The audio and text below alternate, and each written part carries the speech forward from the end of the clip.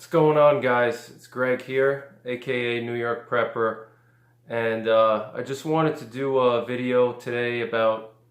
I wanted to do a video about the last decade and what kind of SHTF situations I've encountered and what I've learned from them, and kind of wanted to do a discussion about that and ask you guys, what are some of the SHTFs that you've experienced in the last 10 years? As we approach the end of a decade, tomorrow's going to be the start of the next decade, 2020. So I think it's a good time now to think back and reflect on, what kind of SHTF situations you've been in and what did you learn from those situations. And I'd be curious to see what situations you experienced, and they don't just have to be like a typical SHTF that everybody thinks of where it's, a natural disaster and the power's out or something like that, or a civil disturbance. It could be really anything. An SHTF to me could also be somebody trying to attack you on the street, getting into a fight with somebody, things like that, a road rage incident, a survival situation where you got lost in the woods. Let's say you go out and some guys are bothering you and your wife or something like that, or something like that. It doesn't just have to be like a classic, SHTF situation where the power was out for 3 weeks or something like that. It could also be a mini SHTF, where you, like I said, got lost in the woods when you were hunting or something, or hiking, where you got a flat tire and you were far away from home, or you were, out in the woods somewhere, or out in the mountains, and you got a flat tire and you have no cell phone signal, or, let's say you went traveling into a foreign country and, something happened there. It really could be anything, it doesn't just have to be a power outage, So think about any kind of SHTFs that you've been in and write them in the comments for me so I can read them, and we can discuss them further in more detail, and we can share our experiences and learn from each other, because that's important. It's important to learn from other people and other people's experiences. I'm the kind of person where I believe that I'm a perpetual student. I'm constantly learning. I don't know everything. And as long as I've been doing this, I still admit that I'm not an expert on everything, and nobody is. It doesn't matter who you are, even if you're a Navy SEAL or a Green Beret or whatever, you can still learn from other people what experiences they've been in, and learn from other people's experiences and how they handled it. Nobody knows everything, so that's part of prepping, is learning from other people and sharing information, sharing knowledge, sharing our experiences with each other. And that's how we learn and we grow as a community, because we're all in this together. We're preppers, and we're all one community. We're all one family, so we have to make sure that we learn from each other and back each other up and give each other advice, and things like that, and learn from other people's skills, other people's experiences, So please share any SHTF situations you've been in the last decade. So from 2010 until now, share that in the comments for me. And same thing, it could also be, if you're a law enforcement officer, maybe you had a SHTF situation where, you were outnumbered by a group of perps, or you didn't, your backup was far away, or, whatever, if you're a security guard, maybe you had to deal with some kind of bad person, that was causing trouble at whatever area you were posted at, or if you're a corrections officer, maybe you had a riot in your jail that was really bad, or somebody got stabbed or something like that. Really an SHTF, it doesn't just have to be a power outage or a natural disaster, so please share your SHTFs in the comments. And so I'm going to go further into this now, and I'm going to talk about my SHTF situations, the most notable ones that I can think of, where I learned a lot. And the first one is going to be, the winter of 2010 and 2011 were very strong winters here in New York State, upstate New York, where I live. I live north of New York City, in the Hudson Valley region, which is typically considered like a high snow area. Just because it has a perfect location. We're close enough to the ocean, but we're not too close to the point where when blizzards come through the area, we typically, my part of the state has what's called a nor'easter. Nor'easter is basically very similar to a hurricane. It's a low pressure system that originates in the south, the southern U.S., and it works its way up along the coast, and as it gets further north towards New York City and Boston and New England, it starts to, the precipitation is converted into snow. So it's basically like a very intense low pressure system, and it dumps a lot of snow in interior areas or wherever it's below freezing or cold enough for snow. And my location where I live, just far enough inland where when those nor'easters come through, I don't get any of the warm weather, warm temperatures off of the sea. And I have just enough cold air from Canada. So my area, we always get huge snowfall totals when those nor'easters come through. Typically they could be 1 to 3 feet, dumped in a matter of 24 hours. It's because it's a very intense system. It's like a hurricane, but with snow. So you get high winds, and you get a lot of snow dump in a short amount of time. And so my area, we have a lot of those storm systems because they come off of the coast, the nor'easters, and so I'm kind of in like a hot spot in terms of snowfall for this part of the state. Now, other parts of New York, they have lake effect snow, like up near Syracuse and the Tug Hill Plateau, or out west towards Buffalo, they have the snow lake effect snow, so they get a lot more than I do. I probably average around 4 to 6 feet of snow a year, maybe more depending on the year, but that's pretty much what we average over here. But the winters of 2010 and 2011 in particular, there was a lot of snow. There was snowfalls were like every week. I remember in January and February we had a blizzard every week, and it would dump like 1 foot, 2 foot of snow, and it was pretty amazing to me, how much snow was accumulating. By the end of January, we had like 4 feet of snow, just laying around in the woods on grassy surfaces. Obviously the roads were plowed, but all the grassy areas, the forests, there was like probably 4 feet of snow, in the woods. And that's the first time in my life in this part of the country that I've had to experience that. It was very unexpected. Excuse me. It was very unexpected for me because typically down in this part of the state, in a colder winter, we usually have around 1 or 2 feet of snow laying around at all times, starting from, let's say, December through, March. And that's usually on a colder winter. If it's like a warmer winter or milder winter, then we may have a couple of inches of snow and it may melt off, then come back again, throughout the winter. But if it's like a solid winter, we'll have 1 to 2 feet of snow laying around for December through March.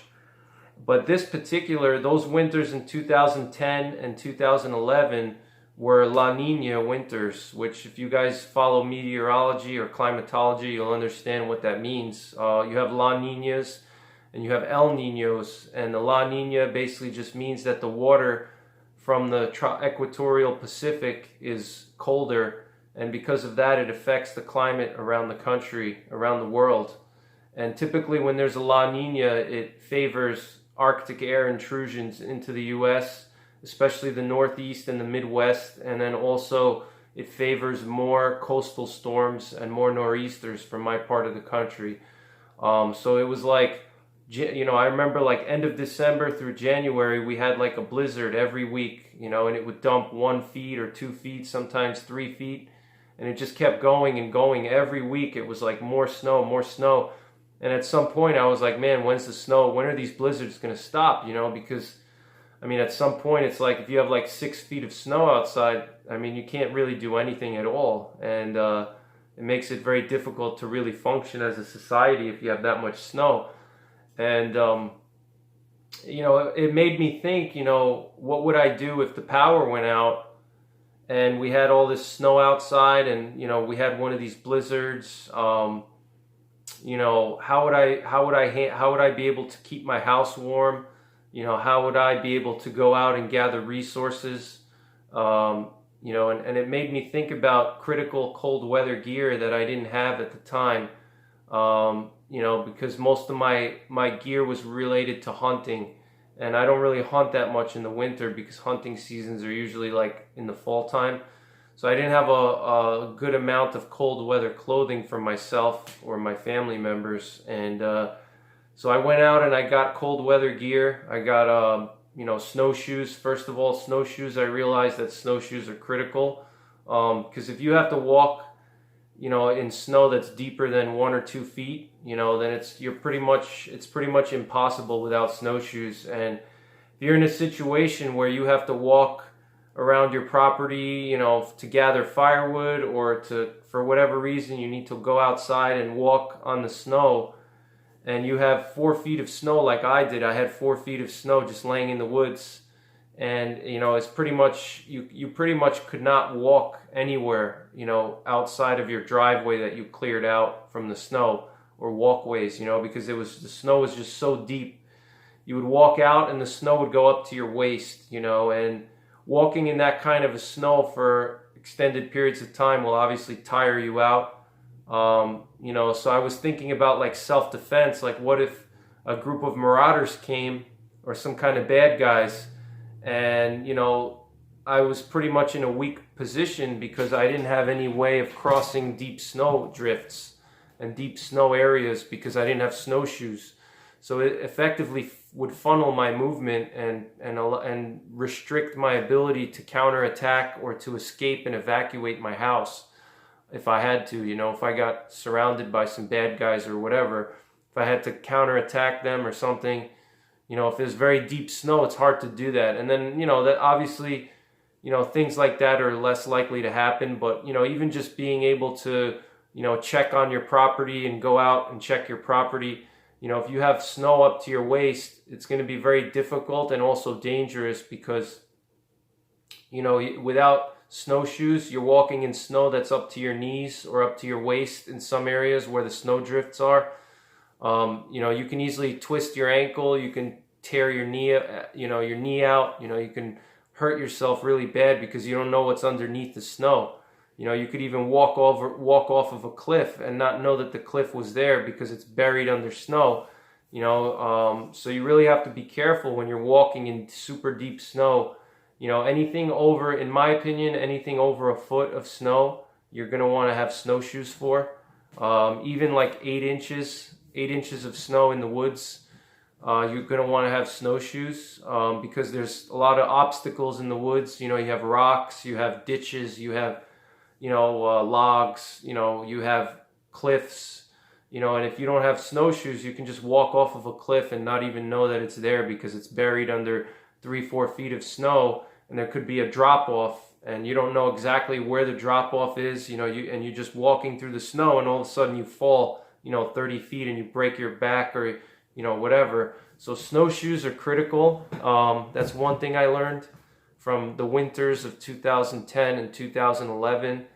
Snowshoes are very important for SHTF and just to have in general if you live in a northern climate, because you never know, even if you live in an area where the winters are normally not that bad, but like 2010, 2011, we had a lot of Arctic air intrusions. And, even places like New York City and Long Island, which normally don't have a lot of snow, were getting a lot of snow. And a lot of people were caught off guard by the cold air and the snow, and they were not prepared for it because, we live in a world today where everybody thinks that, it's climate change, global warming and all this stuff. And we forget that, there's also something called global cooling, and there's dips, there's ups and downs in our climate. It's not just going to constantly be warm all the time. There's ups and downs, and a lot of people are trained today, we're brainwashed by the media, by our teachers in school. When I was going to school, my teachers told me that, the world is going to end in 10 years because of global warming. And, kids are very impressionable. But we have to remember that there's also global cooling. And, there's something that was called the Little Ice Age, which I've done videos on before. I'm going to do a video on it, But the Little Ice Age was a period of 200 years, it was called the Maunder Minimum. It was a period when there was very low solar activity, and there was really cold temperatures. The winters were very cold every year. In Europe, the river in London would freeze every year, and they would have frost fairs on the River Thames in London, which today never freezes at all. There was parts of New York State where there was snow through June. The Baltic Sea in Europe would freeze solid from Germany all the way to Sweden, so people in Germany could walk across the ice and walk into Sweden, which, today that never happens. You get ice around Germany, in that area on the coastal sections, maybe out a couple of miles, but it doesn't freeze solid all the way across. So you could research that for yourselves, but it made me think, what would happen if, those winters of 2010 and 2011 made me ponder, what would happen if we went into another little ice age, and, how would I be prepared for that? Do I have enough gear to be able to, function in that type of cold weather environment? Do I have proper footwear? Warm boots, snowshoes, warm clothing. If I have to go out and gather firewood, if I have to go out and do different chores, if I have to defend my property against marauders, if I don't have proper cold weather gear, clothing, things like that, I'm not going to be able to defend my property if it's cold outside and I have to go out there and, put up some defenses and stuff like that. If it's cold outside, I'm not going to be able to do that without the proper gear. So, it kind of taught me to make sure to have proper clothing, proper footwear, snowshoes. And it made me think about, what would happen if there was a long-term situation where, the snow, it was like a period of 5 or 10 years, where the winters would be colder, and every winter was like very harsh, kind of like those two winters, 2010, 2011. If we entered a period of 10 or 20 years where every winter was like that, and we had multiple feet of snow laying on the ground, and blizzards every week, or whatever, it made me think about, am I prepared for that? Do I have the necessary resources to stay warm and to protect my property in those types of conditions? So that's the first thing I learned at the beginning of the decade. And I also learned that there's something called global cooling, and we may potentially be heading into a global cooling period now. If you guys read about the grand minimum and solar cycle 25, a lot of people think that we're going to enter a cooling period the next 30 years because our next solar cycle is going to be weaker, and we're entering into a minimum period where the sun is going to be less active, and people think that has an effect on the climate. Just like during the Little Ice Age, you had the Maunder Minimum, which was a 200-year period where the sun was very weak, and people think that caused the Little Ice Age. The Maunder Minimum, the weak solar activity, less sunspots, less solar flares. A lot of people think that caused the Little Ice Age because the Earth was basically getting less, radiation from the sun. It was, cooler because of that. So we may potentially be entering into that period now, the next 10, 20 years, So Um, we're just coming off of the last maximum, and around 2010, 2011, we hit a dip. We were in the minimum.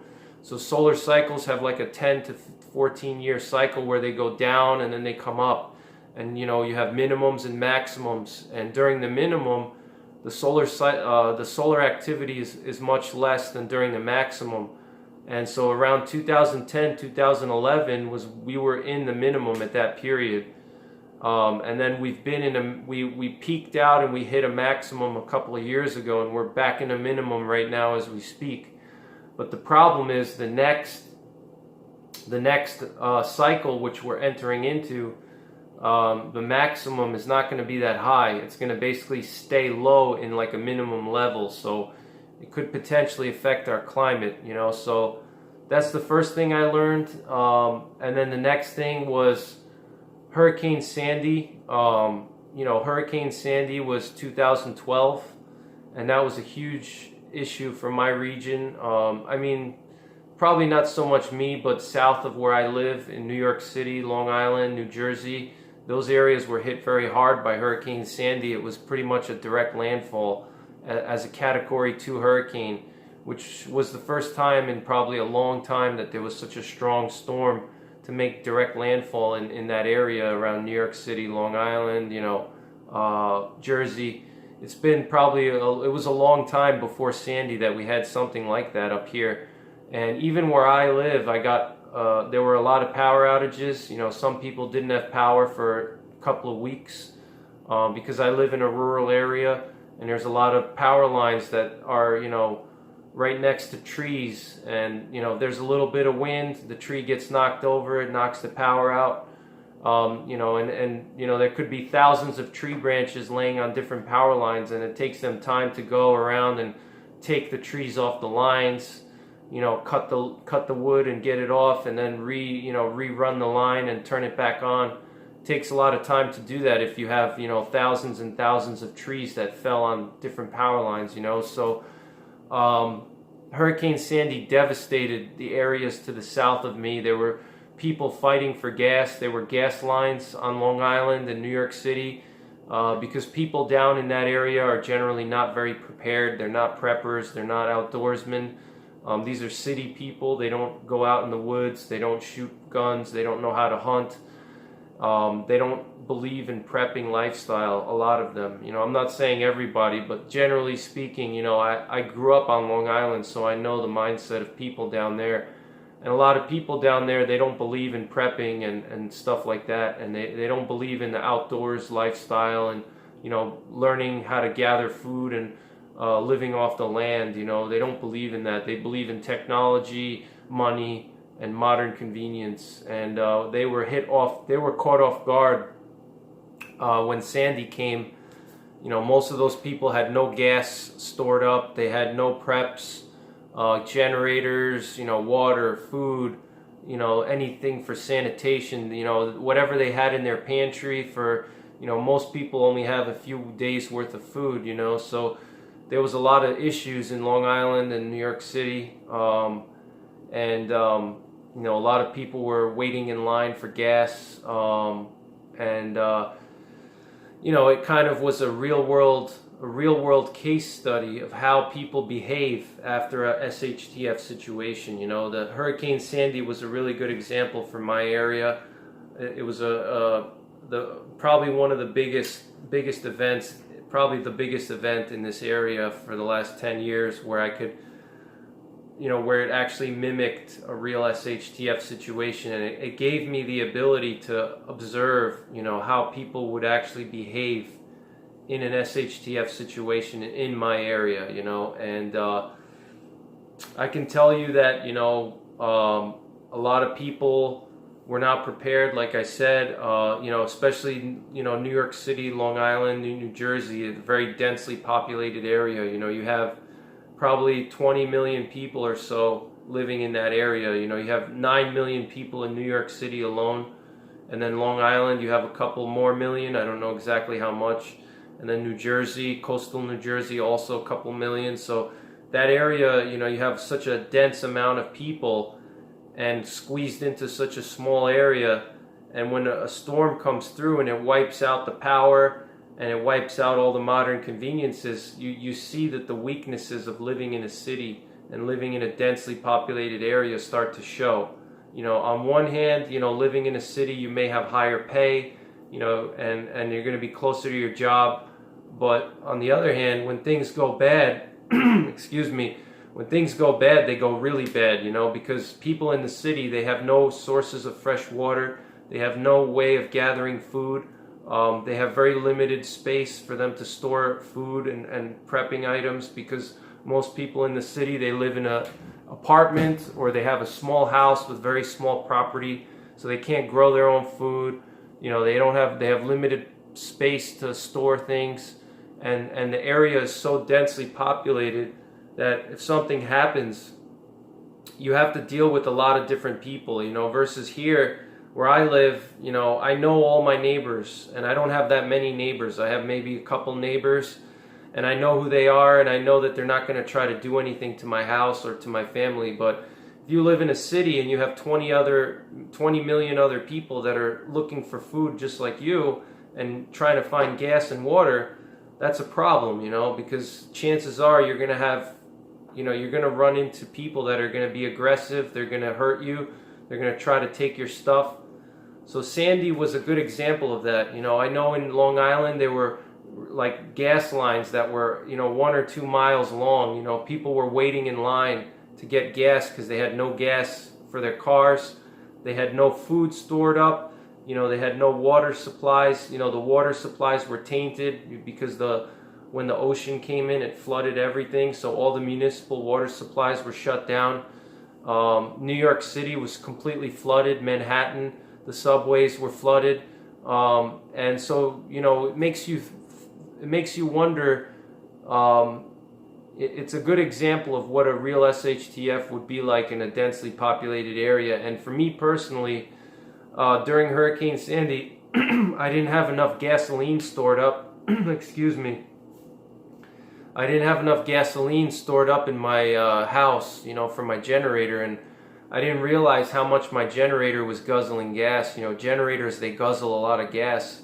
If you run a generator a couple hours a day, you're going to guzzle you're going to guzzle pretty much most of the gas tank, especially a larger generator with, if you're using a higher load, you're going to guzzle through gas pretty quickly. So I learned, how much gas my generator actually uses and how much generators in general, they guzzle gas.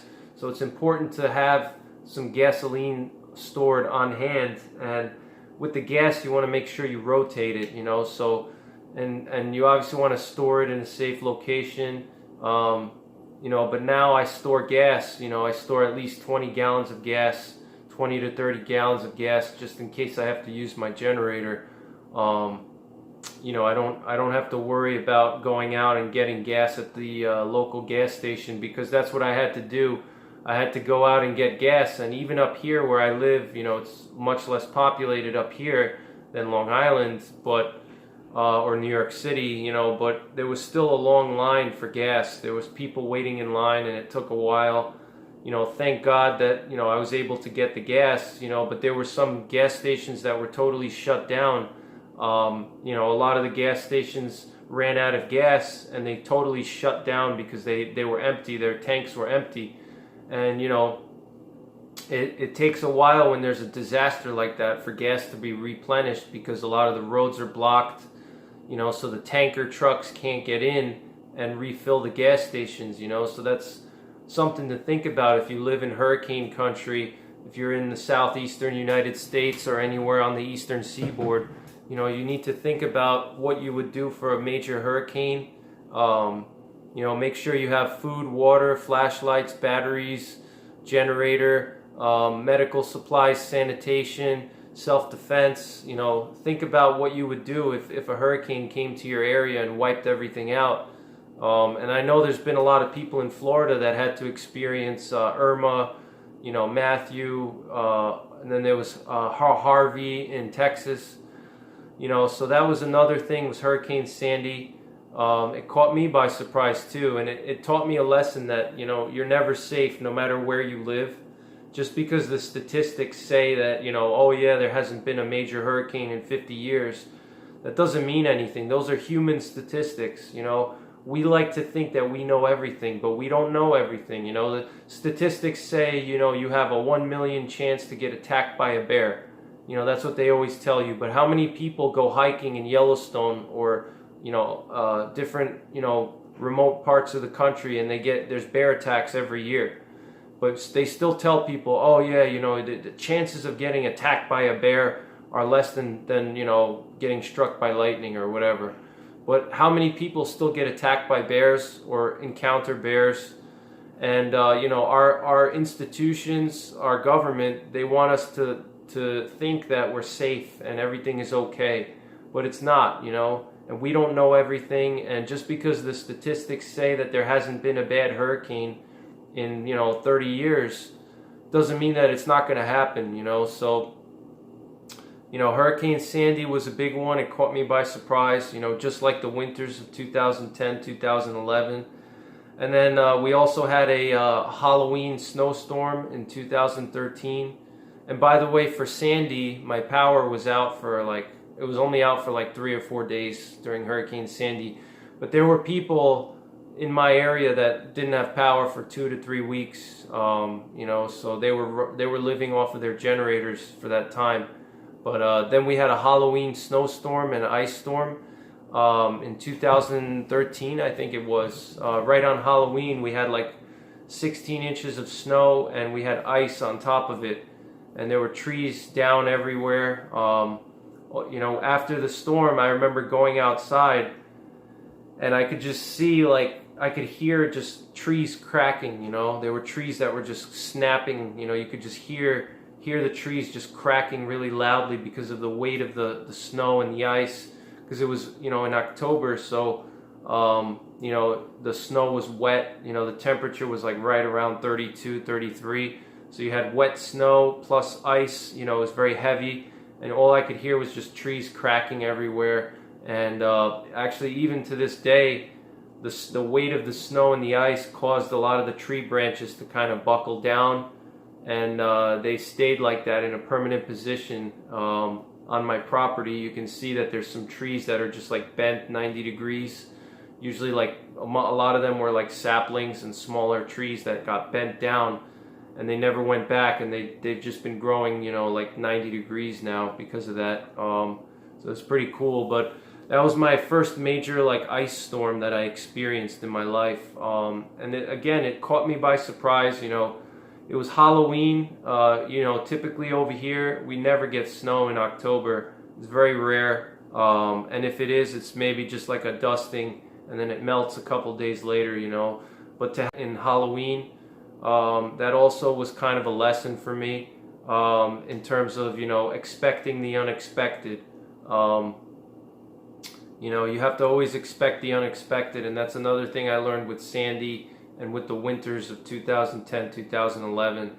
And then also in 2012, 2013, 2011, we had a lot of tropical storms come through, which dumped a lot of rain and caused flooding. One of the big ones was Tropical Storm Lee. Tropical Storm Lee dumped a bunch of rain and caused a lot of flooding. It caused a lot of houses to go underwater. There was a lot of houses in my area that were completely, the first floor of their house were underwater because they were located next to rivers and streams, and the rivers and streams, they overflowed their banks, and it caused a lot of the houses to go underwater. And so what I learned from that experience was, never buy property next to a river or a stream, because if that river or stream, it overflows its banks, you're in trouble.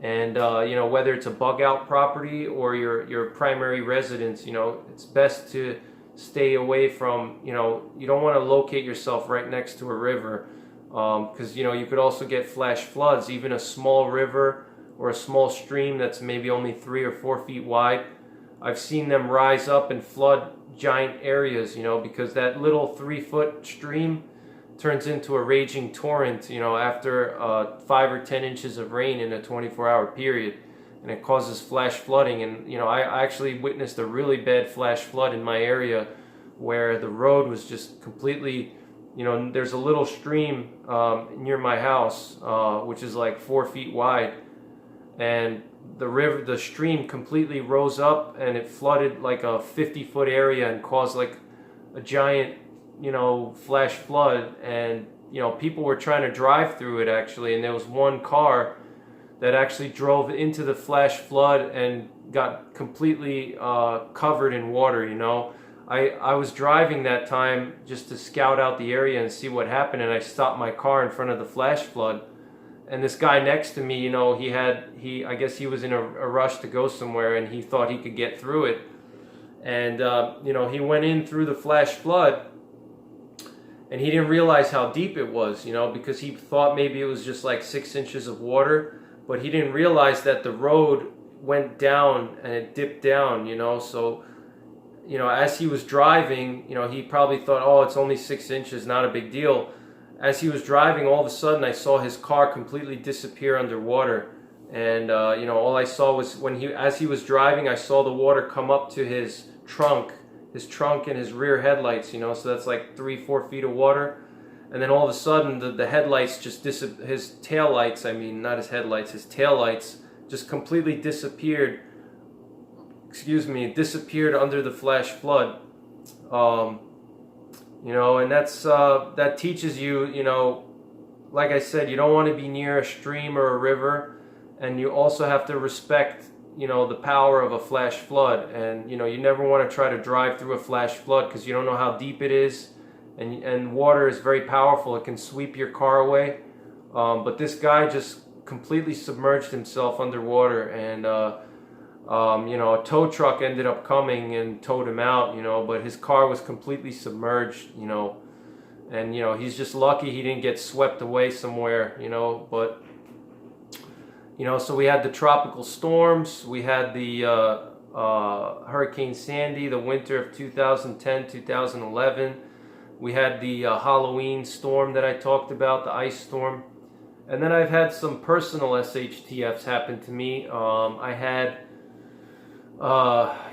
working as a bouncer over the last 15 years. I'm not a bouncer anymore, I'm out of that business, but when I was in my 20s, I did a lot of bouncing because it was easy money, and especially while I was in school, in the summers I would work as a bouncer to make money, or throughout the year even, and because it was good money, and especially for a college kid, making $20 or $30 an hour is a lot of money, but I was working as a bouncer a couple of years ago,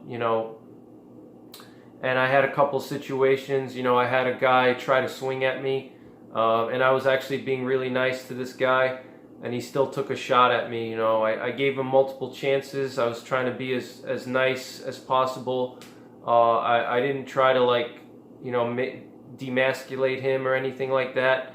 I was very nice, and I didn't want to demasculate him, because I know a lot of problems I've had in the past is when you work at a bar, a lot of guys, they get sensitive when a bigger muscular guy like myself asks them to do something or threatens to kick them out if they don't do something. They take that as a challenge, or they feel that they've been demasculated because there's a larger guy ordering them around. So I tried as much as possible not to do that, because having so much experience working as a bouncer, I understand the psychology of that. And so even doing that, it wasn't enough, and the guy tried to take a swing at me. Luckily, I box and I do boxing, so I was able to move out of the way, and the punch didn't hit me, but it taught me a lot about expecting the unexpected, and especially whether it's a power failure or dealing with a person, aggressive person. You always have to expect the unexpected, because you never know what's going through somebody's head. So you may think that they're being nice to you and you're doing all the right things. You're telling them you're being nice to them, but at the end of the day, you don't know what's going on in their head. And so that taught me to always expect the unexpected, and not to ever trust what somebody's telling you, or take their behavior at face value. You never know what somebody's plotting in their head, and luckily he didn't have a weapon of some sort, a gun or something like that, but it could have been worse. If he had a weapon on him, who knows how that could have ended.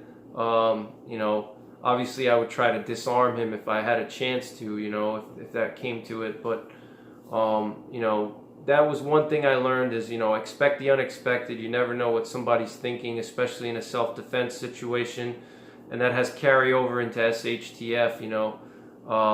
Obviously SHTF, people are going to be starving, they're going to be hungry, and you're not going to really know what's going on in their mind, so you can't trust people, because they may be nice to you, but they know that you have resources, and they may try to shoot you and take your stuff, And then I had another situation where a guy pulled a knife out on me, and I was trying to split up two guys that were fighting over a girl, and one of the guys was the current boyfriend, and the other guy was the ex-boyfriend, and they were kind of eyeballing each other, so I went in between them, and I tried to basically put myself between them to break it up. And I turned around and I looked behind me, and one of the guys had a knife, and he was holding it out, towards me. So what I learned there was also expect the unexpected. You never know what's going through somebody's head. They may look docile, they may look friendly, they may look like they're not dangerous, but you don't know what they're capable of, what their past is like. You don't know what's going on in their head. Always treat everybody with a certain level of caution. Don't get too close to people. In that situation, I was too close to the guys. I got in between them, and I was, within striking distance. I shouldn't have done that. And, I also turned my back on one of the guys, which was another mistake I made too. So, never turn your back on people, especially if you don't know who they are. And always keep a good safe distance between yourself and the other person. Don't let them get within striking distance, because if they have a knife or something, they can easily reach you with it and stab you. Trying to think of what else. I think those are probably the main situations I encountered that in the last decade, SHTFs. And then we had scattered power outages. That always happens. We had in 2018 we had a really bad a windstorm that came through, and it knocked out a lot of trees and a lot of power. We always have scattered power outages in this area. The power always goes out because it's a rural area, and there's the way they built the power lines, it's right up against the trees, so there's always power outages in this area. Just preparing for a scattered power outage is also important too, so those are pretty much my SHTFs that I can think of, and hopefully going into 2020, and beyond, there won't be anything too crazy, but as preppers, we have to be ready for anything. So share your SHTFs that you've been in, and post them in the comments down below. And as always, thanks for watching, thanks for commenting and supporting my channel. If you like the video, press the thumbs up button, and if you're new to the channel, please subscribe. And remember the 3 P's: prepare, practice, and persevere. Alright guys, take care and God bless.